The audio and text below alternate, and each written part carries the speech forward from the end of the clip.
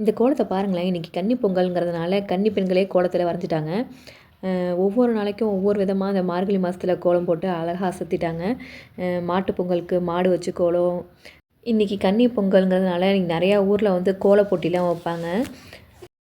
இது கோல போட்டியில் எடுத்தது கிடையாது. இந்த மார்கழி மாதத்தில் என் ஃப்ரெண்டு வீட்டில் போட்ட கோலம். ஒவ்வொரு கோலத்தையும் அவங்க கரெக்டாக ஃபோட்டோ எடுத்து வச்சுருப்பாங்க, ஸ்டேட்டஸில் வைப்பாங்க. பார்க்கவே ஆசையாக இருக்கும். எல்லாமே சூப்பராக போடுறாங்க, எப்படி போடுறாங்க அப்படிங்கிற மாதிரி இருக்கும்.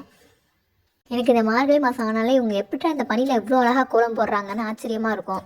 அதை நாங்கள்லாம் கணக்கு ஒரு எங்கேயாச்சும் ட்ராவல் பண்ணோம் பஸ்ஸில் அப்படின்னா அது வந்து ஒரு போட்டி மாதிரி வச்சுப்போம், எந்த சைடு அதிகமாக கோலம் போட்டிருக்காங்க அப்படிங்கிறதுலாம். சின்ன பிள்ளைல ஜாலியாக பேசிக்கிட்டே போவோம். அதுமாரி கோலத்தை பார்க்குறதே ஒரு அழகு தான்.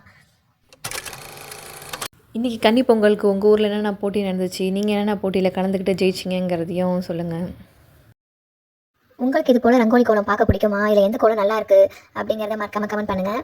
எங்களோட சேனல் உங்களுக்கு பிடிச்சிருந்துச்சுன்னா லைக் பண்ணி ஷேர் பண்ணி மறக்காமல் சப்ஸ்கிரைப் பண்ணி வச்சுக்கோங்க. தேங்க்ஸ் ஃபார் வாட்சிங்.